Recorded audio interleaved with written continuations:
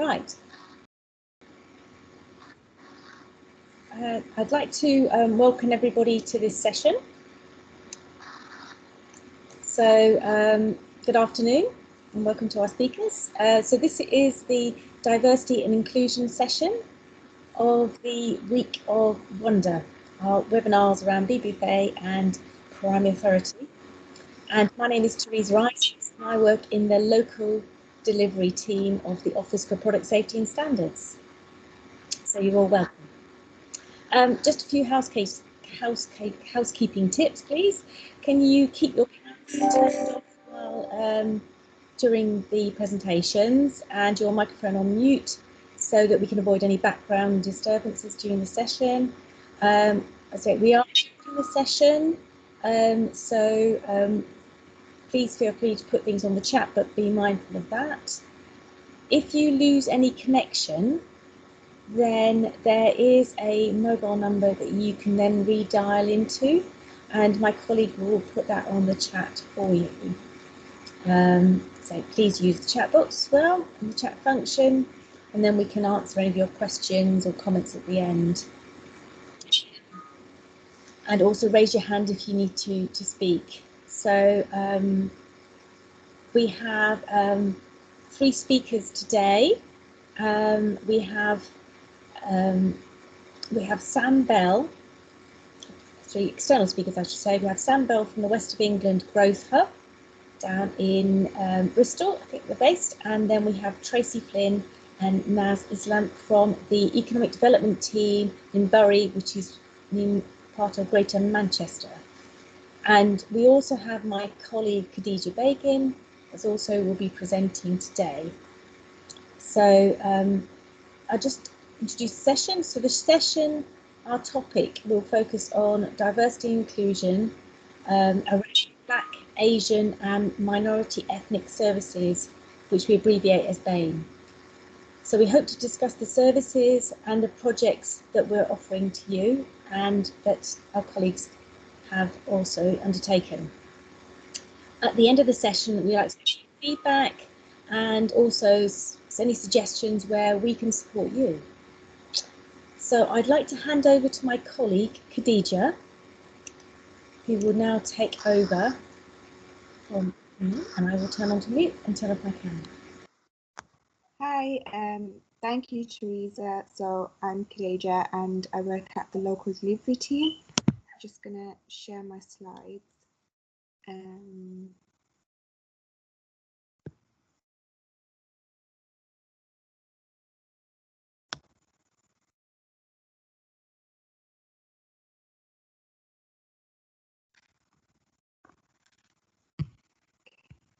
Sorry, they're just being a bit slow.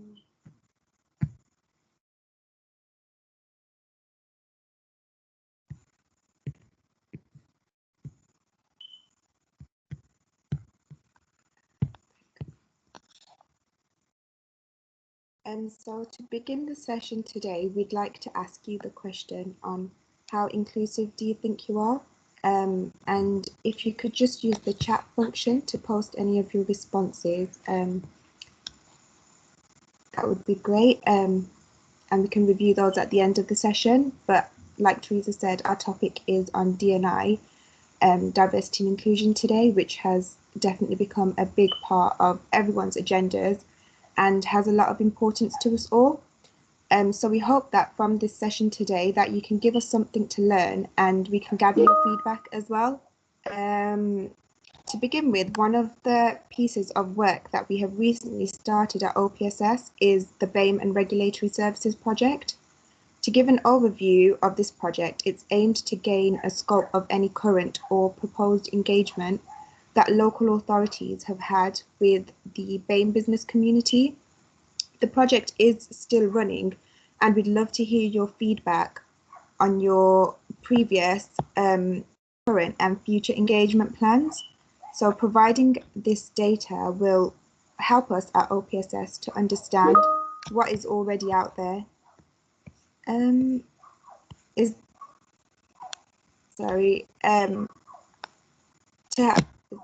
help us learn what is already out there and what we can do to further support yourselves on any D&I targets that you might have. So moving on, the first question in our project is around previous engagement.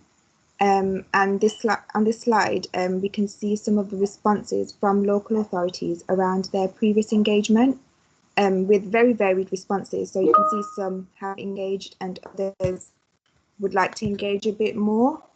To discuss some of the projects that have already been done through PA, I'd like to introduce Sam Bell to discuss the previous projects that have been done in the west of England.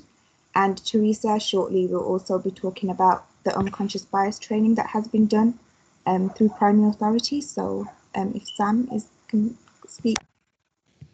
Lovely, thanks very much, Keja. Thanks for inviting me today. I can't take any credit for this programme because it wasn't actually me who delivered it, it was my colleague Crover, so I'll give him a mention.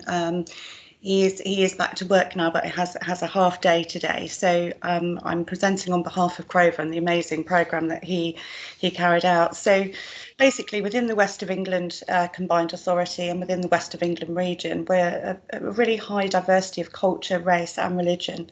And the project we set out to do was to ensure the needs of our minority communities throughout where we understand local authorities of the region, which is Bath, Bristol City Council, North Somerset and South Gloucestershire, and obviously through our West of England Combined Authority.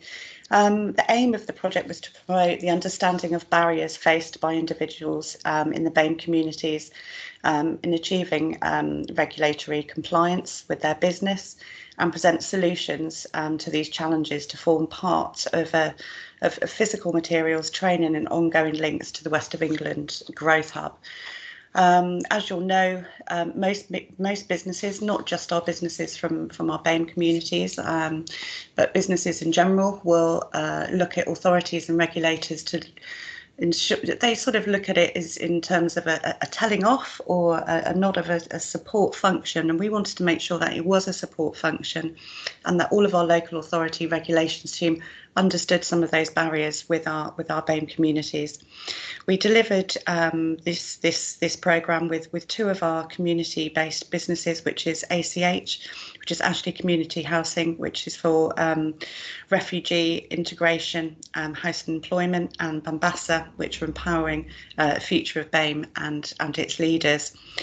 So the first part of it was obviously we were kindly given some money through the BBFA and BAYS. We firstly looked at the key barriers that many sources and individuals perceive. So we're looking at those perceived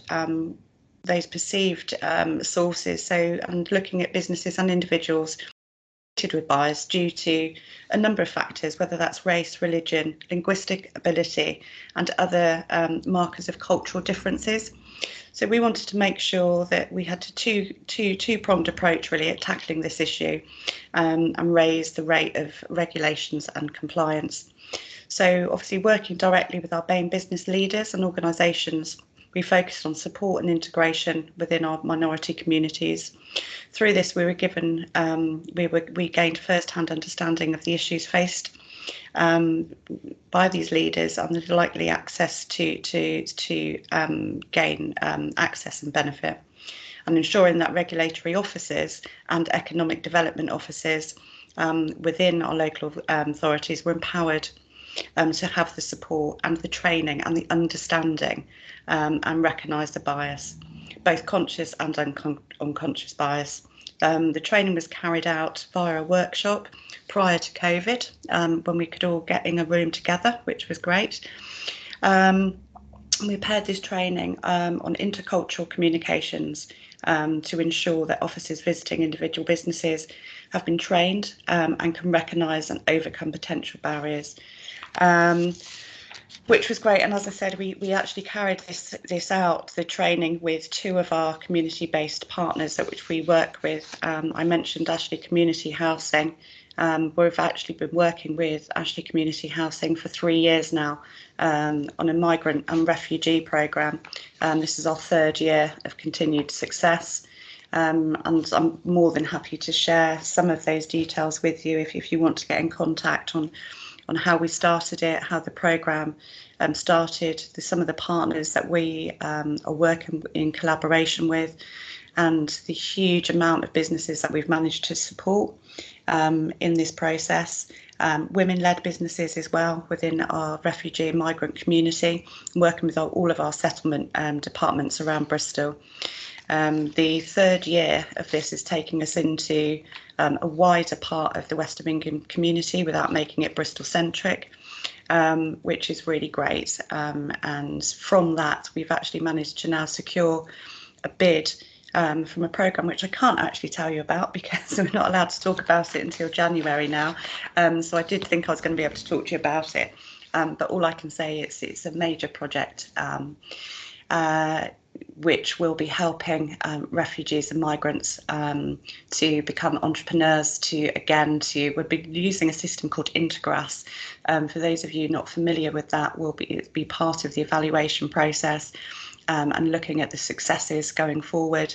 Not just looking at people that become entrepreneurs because they feel they can't work in mainstream, and we'll also be tackling those barriers as well with the project. But we're really excited and hopefully come back to you guys.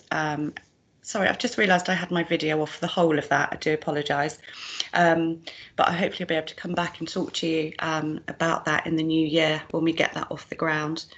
And all of the other work of which we're doing in the West of England around D&I, which is set out in our local industrial strategy, of which I can send you all a copy of as well. But any questions I'm happy to take, and if there's anything I can do.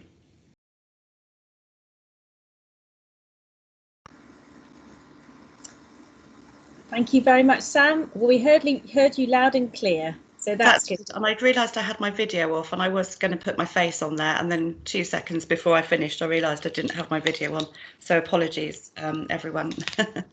So I'm going to talk a little bit about the training just now, so give it a bit, because I actually attended one of the training sessions, so thank you very much for letting me do that. So is there anybody who's got anything particular? So I think you mentioned, it was particularly of interest, I think, you mentioned that you actually met with some business leaders, didn't you? Some BAME business leaders? We did, we actually did, and we ran a really great and really full events at the end of one of the sort of mini evaluations. At the end of it, we invited all of the businesses that we had supported through this to an event with the Mayor and all of the D&I team within the West of England. We've got some amazing case studies, amazing stories. So I'm happy to share those with you because they're in the public domain. So I'm happy to share some of those success stories with you. And as I say, we had some amazing women-led BAME businesses as well, which was really exciting. So it was really good. So again, I'm happy to share that with you. Yeah. I'm on mute. That's brilliant. I think people will be interested in those, and certainly what we can do is that if people do that, we'll certainly sign up. I've just got a couple of questions that have popped up. I think you can see those. I think I have strong regard for the consumer protection that reflects the need for consumers to be D&I perspective, far less. From thinking, I'm just trying to read it a bit more. Yes, supporting through the D&I lens, absolutely. So I think there's a wide range. I'll just go to the next lady. Did you have existing businesses networks that you could tap into, or did you need to identify individual businesses to create your own network? That's a very good question. Yeah, a bit of both actually. Obviously, we've got some really big networks already within the West of England region, but we also formed a smaller cohort of businesses which weren't known to the Growth Hub, which weren't known to any networks outside of their communities. So it was really good because it meant that we can get people involved in their communities with networks that they weren't aware of. So it was a real bit of both in terms of how we identified individuals and businesses. So, but I'd say for the first year, I'd say the first part of the programme was mainly businesses that we'd already identified through our networks, and then latterly through word of mouth and through our community work that we're doing, because we have an executive that works purely within our D&I inclusion, that works within all of our communities in the Growth Hub. So a lot of it was word of mouth. We went to everywhere. I think we covered every aspect in terms of what we needed to do to get our voice heard and make sure that everybody who we could support, we supported. So it was a real mix of that. But some of the most successful businesses that have come out of it were new people with ideas that hadn't formally had a business, and we were able to put them on that path to supporting them, even to, you know, filling out forms, getting them registered on Companies House, all of that we fully supported. And two of the most successful businesses out of that were also women-led BAME businesses, which was amazing. So yeah, it was really great. Valerie, can you, what would you say are the 3 barriers? Yeah, I think that there's a couple of different ways to look at barriers in terms of when we're looking at D&I. There's the barriers that people's perceptions around colour, around race, around religion. It could be linguistic, it could be all of those issues and barriers that we have to try and address, of which we did do some work around the linguistic side of it, where we had a lot of flyers and information translated. Again, that was with some of our community-based partners. But there's also barriers around us being a local authority, a mayoral combined authority, this being a government funded programme. So there's lots of that. There's lots of information whereby we couldn't capture data, which is a real shame. To look at that, but again, we have to understand and we have to appreciate why. But we got through a lot of those barriers, because actually the businesses that we supported that didn't want to do so much with us initially, once they realised what that support landscape was out there and the benefits to them in terms of that business support, they wanted to go public. They wanted everybody to know how successful they had been, which again, it was a real joy and something that we need to do more of. So I think barriers are two different ways to looking at barriers. There's the barriers in which we have ourselves as individuals working with communities, and there's the barriers of which people see, and then there's the barriers of which people don't see, and they're the most difficult ones to get through. And I think if you can get through that one, and again, I'm happy to talk to anybody that's looking to do programmes or projects moving forward. I'm happy to share some of our experiences and hopefully get you to a position where we are now within the West of England. Excellent. I think Valerie has popped another question on the chat there. Have you found that you have a lot of engagement from the Black community? Yeah, 100%. I mean, potentially we in the West of England and some of our areas, you know, potentially, and especially Bristol, we've got some great programmes running. We've got Street Boardroom, we've got Stepping Up, we've got some amazing programmes of which we've connected and engaged a lot. So we've not found any barriers particularly. I suppose, sorry, Sam, I suppose I'm thinking of it sometimes from the other angle, in if consumers or residents don't know that we're out there doing this, who do we report it to when they do have an issue? And do you find that that's an issue at all, rather than businesses being, you know, I think so, definitely.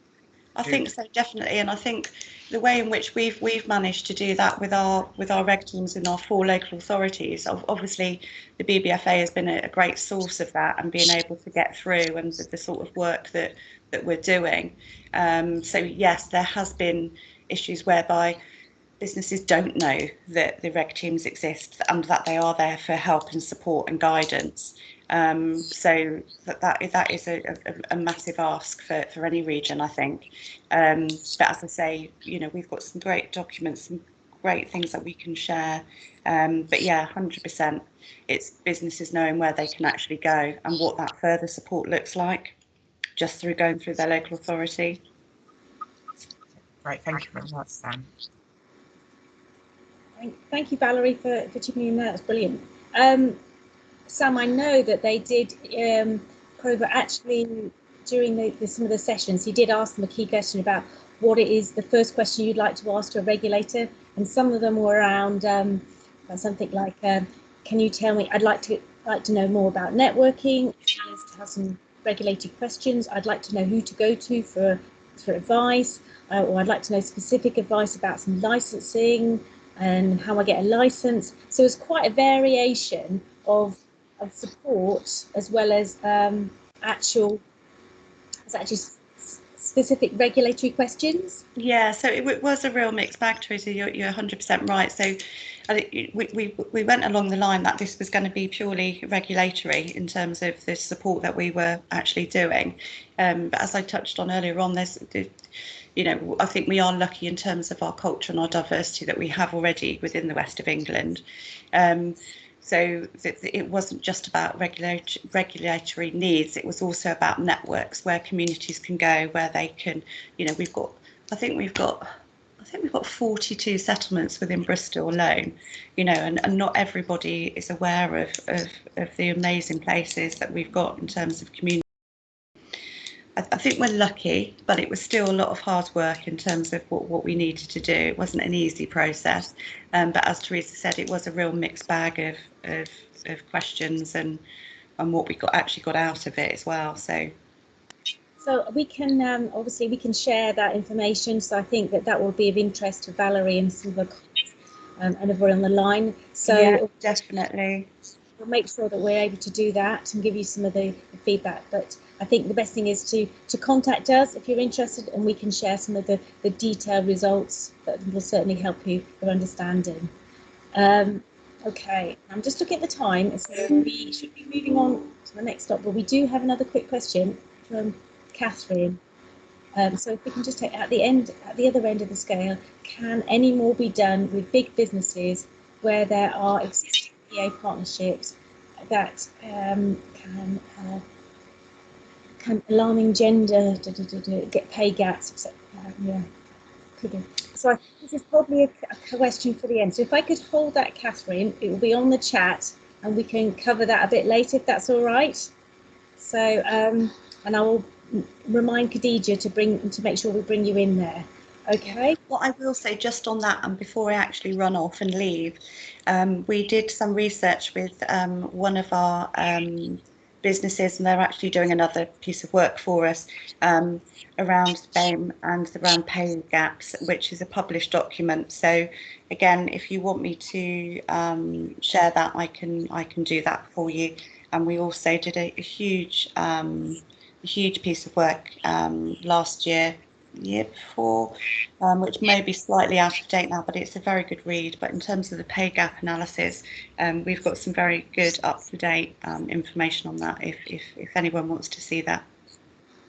That's fantastic. We will take you up on that, and we'll come back to you and make sure the people on the chat get that information. So thank you very much, Sam, and Catherine will come back to you with your question. So thank you very much, Sam, for your time. You're welcome. It's great to see everybody. Thanks for inviting me. And as I say, I'm not stealing Crover's thunder, but it's all of his hard work, just with me pointing him in the right direction. So I can take no credit for any of it, but there we go. To mention Crover as I speak on. Okay, thank you very much, Sam. Thanks, guys. Thanks so much for your time. I'll see you all soon.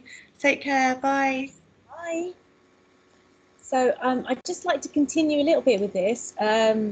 Because what I want to do is I just want to explain a bit of the training, and what you have in front of you is one slide that was on the training. So if you just close your eyes for 30 seconds and then open them again and tell me what you see. Do you see a vase or a face? I'll put it on the chat. for me, both. Brilliant. For me, faces. Yes, I always see. I see a vase, and then I instantly see a face. So but it is. I think it's always a vase first. It's a split second, and I've seen it loads of times. It's funny. But this, they put this on as part of the. So this is the part of the one of the slides in the unconscious bias training that was held for regulators. So 38 regulators, economic development officers came along to the training, and what we wanted to illustrate is that what we wanted to do during the sessions is that we wanted to explore unconscious bias, but we also wanted to show the significance and power it holds over, that they hold with their businesses over business leaders that they serve in the communities. So we wanted to unpick this. So we used this slide, or the trainer used this slide. I was part of the audience, learning with regulatory officers. I'm a regulatory officer myself. And to say what you do is people see different things. So, and our brain will instantly make a quick decision and say, it's this. And then our subconscious, our cognitive brain, our rational brain, then analyze it a little bit, and it will say, actually, this is 2 images. Yes. So, but we realized that people in the room were seeing different things. So our perceptions are different, even though it's the same picture. So they use the training as an illustrative tool. And in fact, some of the feedback from one of the regulator officers who attended said that actually, you put the finger on it, say it particularly, so it's unconscious bias is in us as humans, we have unconscious bias, but the important thing is to be aware of this in any work situation where we're dealing with people. I thought that was a very significant point that he made there. But during the training itself, I want to tell you a brief story about the training. So during the training itself, there was we had 2 halves, and just before the first half ended, we were all watching the presenter at the front. The door opens and somebody came in and sat at the back. A few people sort of looked around, whatever, and acknowledged the person at the back and then looked to the front. And then when we finished, just about to break, the trainer at the front said, I'd like to introduce our colleague who's running the programme. And it was Prover Blue Jay, we already mentioned, who organised the whole project with the business leaders and the whole training. And he came in at the back, and you could see the realisation on some people's faces that they had believed he wasn't the organiser of that. They had thought he was in a different role, and their subconscious bias had actually put him in a different role. So that wasn't part of the training, but it was very illustrative, and we were able to discuss it later to say, actually, inherently we make these decisions in our mind, quick decisions, but we have to be aware of them, that we're doing that, and that's the most important thing. So the training was very well received, and it motivated a lot of people to understand this more and to deal with it. And I've just taken a few of the quotes from the feedback I wanted to share with you from some of the regulatory officers and economic development officers who attended. And one officer said, there were senior managers also attended this course. He said, to question they said, what should you do? They said we should question the internal processes to ensure equality. We need to question my personal biases and motives, and also to be able to identify biases in my team. So very positive steps people are going to take. In addition to that, there was, say, economic development colleagues attended, and one colleague from economic development said, as a BAME regulatory officer, I know that I am perceived as hard to reach as part of my BAME community, but then I can also say I find it hard to reach out. Basically, it's a chicken and an egg, but both parties need to communicate, compromise and collaborate. So she said both parties need to communicate, compromise, and collaborate. So if we want to reach out, that's what we have to do. So 52 people attended the training, and it really has motivated other people, particularly in the west of England, to work with Growth Hub further, and to work with them on further projects that they can particularly, and they can develop, and they have already sought funding for this. So if you want to know more about the training, then please get in touch with me and Khadija. Now I'm going to hand you over to my colleagues who've also carried out some project work for us, and that is Tracy and Naz, and I'll let them, Khadija, move on the slide and hand over. Just to quickly run through before Tracy and Naz is our second question on our project around the current schemes that have been done. So we have an example from Bury, which Tracy and Naz will be covering now.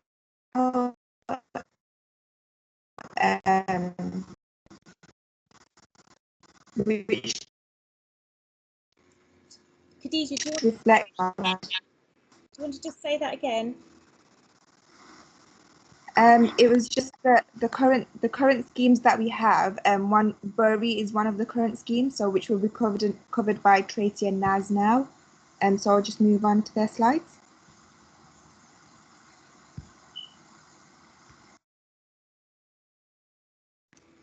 Thank you, Tracy, and now over to you. Thank you very much. Hi, thanks so much for inviting Bury today.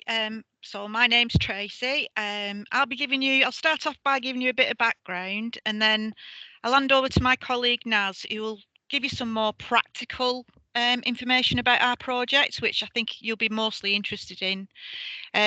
So if you can go to the next slide, please. Okay, so just as background, I'm the unit manager for economic development at Bury Council. We're a core team of 4, so we're quite a small team, but we actually build up our capacity by working in partnership across different parts of the directorate and externally as well with partners. So we cover a really broad range of different subject areas, and that might seem like a bit overwhelming, but because we see everything as connected as part of a bigger jigsaw, it's actually quite manageable. So we cover employment and skills, we cover apprenticeships and traineeships, and we are the leads for the devolved adult education budget, the Working Well programme. We manage the Bury Employment Skills and Health Task Group. We work with DWP. And then the other aspect of our work is business engagement. So we've developed our own brand, Bury Means Business. We have a weekly e-bulletin. We have our social media platforms, Twitter, etc. So I just took a picture of the slides before because I'm going to tweet about this event today a bit later. We also have our Bury Business Leadership Group, which is about 18 businesses from different sectors across the borough. Interestingly, there isn't a BAME representative on that group, so that's something that we do want to address, and Naz is supporting us with that. We also manage the relationship with the Growth Hub and our other business support networks. We look after inward investment because we want new jobs to come to Bury. And another piece of work we do is understanding the skill needs of employers. So on to the next one, please. So thankfully, we were successful in a bid to BASE, and our project title was Simplifying Regulation Programme. So we work very closely with our regulatory colleagues. Angela Lomax, the head of that team, is on this call today. So what we did is, once we'd got the funding, we commissioned ADAB, which is the Asian Association of Bury. We've had a long standing partnership with these guys, so we know each other quite well, and there's quite a high level of trust between us. And it is a service that specialises in BAME community development, not just in terms of business engagement, but a broader spectrum: health, well-being, skills, integration, etc. So then we recruited a dedicated BAME business support officer, which is Naz, who was to work alongside our regulatory colleagues. Now, Pre-COVID, Naz, even though he's not employed by Bury Council, he did actually sit within the economic development team at least 3 days a week. And that was just to generate conversations, build up his knowledge of business support and just embed him in the team, really. And he's very much part of our wider efforts for integrated business engagement and support. The original contract was for 12 months. I managed to find some further funding to extend that another 12 months, just because it was a pilot, but we just found the learning that come out of it to be really, really quite interesting. So we were glad to extend that a further 12 months. So if you can go to the next slide. So I'll just tell you about the pre-COVID core activity, and then in a while we'll go over to Naz, we'll give you some practical examples. So what we wanted to do was to support BAME businesses to access mainstream business support. And Sam, there's a plethora of fully funded business support across GM, and we know that quite a lot of our BAME businesses, they don't know about this support, and some of the wider support as well. And it wasn't just about regulatory services. We wanted NAS to actually pick up other conversations about apprenticeships, access to finance, skills for the workforce, etc. And we wanted that stronger networking, so to empower the BAME business community and to provide a platform for them to have a collective voice.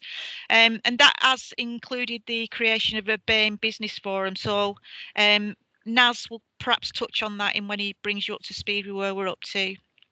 And definitely we wanted them BAME businesses to understand the supportive role of our regulatory team. So a cooperative relationship, that it's not just about compliance enforcement, it's about growth, it's about building trust and ensuring that our regulatory team give the best advice they can to our BAME businesses. And in addition, the activity supports the unemployed residents and those seeking to improve their employability. So that's kind of all in the mix. It's a big picture, but the core function is on our regulatory team. So the next one, please. So expected outcomes. So we've got qualitative data on what works for BAME businesses, what worries them, and what support appeals to them, and what works in simplifying regulation and raising compliance levels. So just to add here that Naz, he isn't qualified, he isn't a regulatory team. He's more of an in-between guy who actually can go in with that softer approach, and then support the businesses in whatever they need. And then there's quantitative data seeking the opinions of businesses, both at the beginning of the project and at the end as well. And our metrics will include, hopefully, fewer enforcement notices, less intervention required, improved food hygiene rating, because that's good for the business. And then obviously the obvious ones is increased trade, turnover growth, and employ more people. So I think at this point now I hand over to Naz. So if you can put it on the next slide. You can see the pop-up is moving over to Naz's little spot in the office.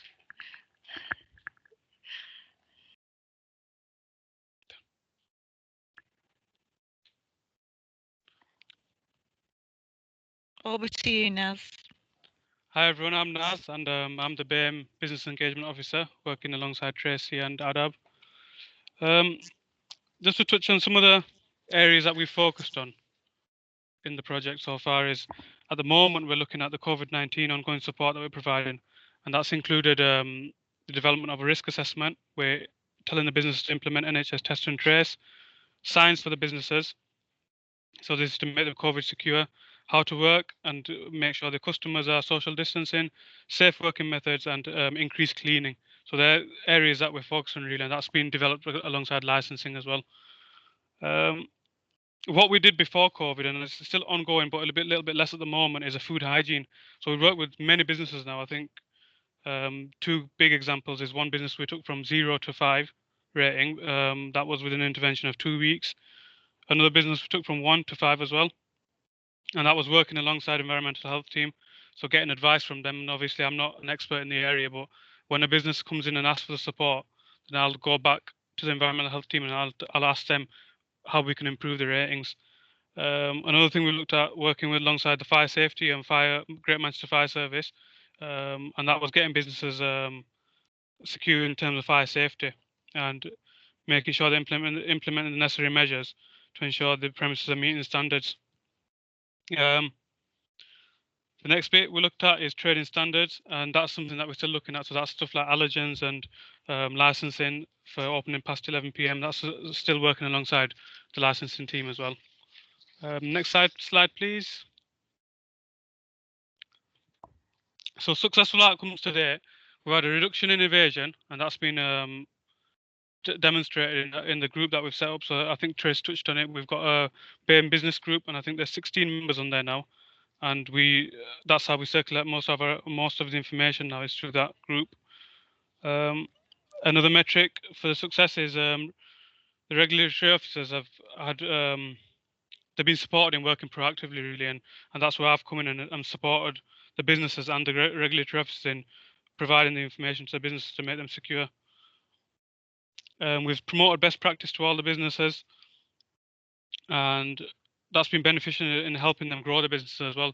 So things like a better food hygiene rating has seen an increase in custom, and that's been directly fed back from the businesses. Next slide, please.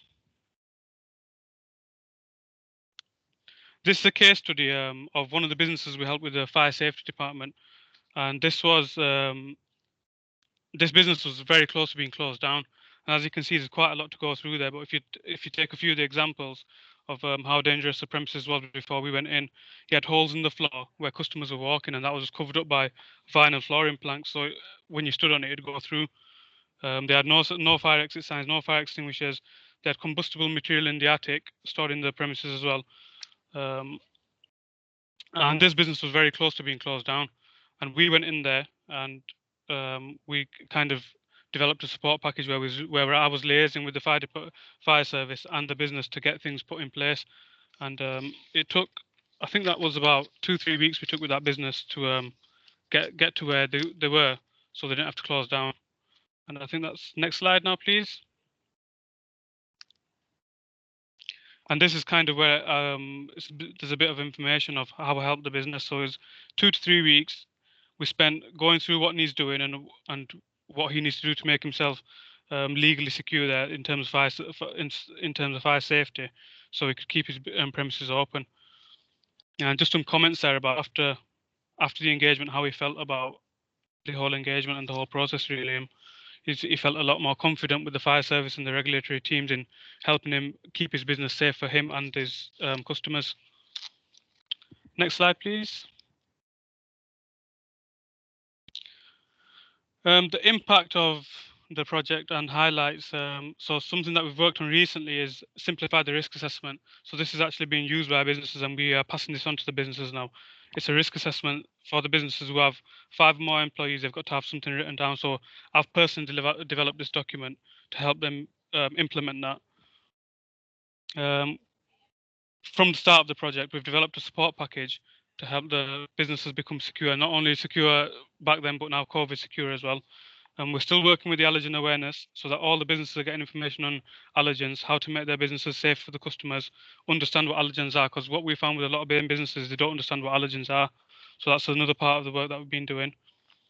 Set up the BAME business group, something that we've mentioned already, and that's been helping get information out there a lot quicker than emails and phone calls. We've got a group, and the group are active as well, so they input their own information into there.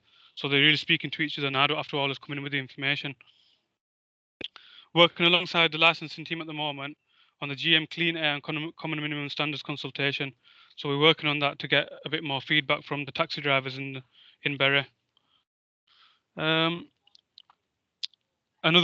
thing we worked on a few weeks back was the BAME listening exercise that was undertaken by ADAB, the VCFA Bury Council, and it was a consultation about understanding how the BAME community really has been affected by COVID-19, and that included the BAME businesses as well. So that's where I came in to get some feedback from the business community as well. When COVID-19 first kicked in, we supported a lot of businesses with the grants and supported them in accessing the grants and funding, and also business support to help them get through the first lockdown. Next slide, please. So as we've mentioned, is with COVID, we've kind of shifted the focus onto COVID and making businesses COVID secure rather than focusing on food hygiene. So things we've looked at is we made a mock-up takeaway setting at the Mother Centre where businesses could come in and see how they should set up their businesses. It was a lot better than calling businesses up and telling them how they should set up, where they could just come in and see an actual setup and take away what they need. And we were providing signs and posters and advice there as well. So that was like on an appointment basis only. So people were coming in and we were providing them that support one-to-one. We're providing ongoing support to taxi drivers with the work we're doing with the licensing department. Food hygiene inspection and allergen, we're still providing support there, but obviously with the focus on COVID secure, that's been a bit less at the moment. And we're still signposting to mainstream business support. Next slide, please. And any questions now, please? I think we do have one on the chat there for you, Berry. Great project. What are your plans to sustain this level of service in the future? Really good question. At this moment in time, I've no idea. I mean, part of my job is to get external funding in any way. So we do want a complete evaluation at the end of the 2-year project, and that might be a presentation to our senior leadership team. I mean, it just depends on budgets and how we come out of COVID, etc.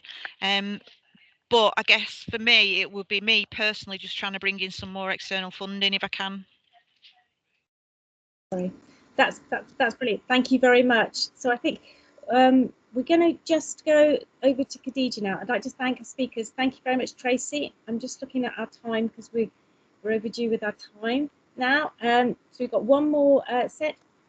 Okay, I'm going to pass over to Khadija. I'm going to say thank you to Tracy and Naz as well. It's really great to see the work that's been done at Bury. And just to say, for everybody listening in today, we hope that from the projects discussed by Sam, Tracy, Naz and Teresa, you can see the type of work that has been done and that you'd be inspired to create similar projects to increase your engagement with the BAME community. Our final question from the BAME project response is around future engagement, and you can see it demonstrates the appetite for local authorities to increase their support. So post the session, we'll be sharing the link, and we'd be really grateful if you could respond to the BAME project survey so it can help us shape our as well. I am conscious that we've run over, so we will share that link with you, and just thank you to everybody for attending today. Thank you very much, everybody. We appreciate your time and our speakers. So thank you very much and goodbye. Thank you.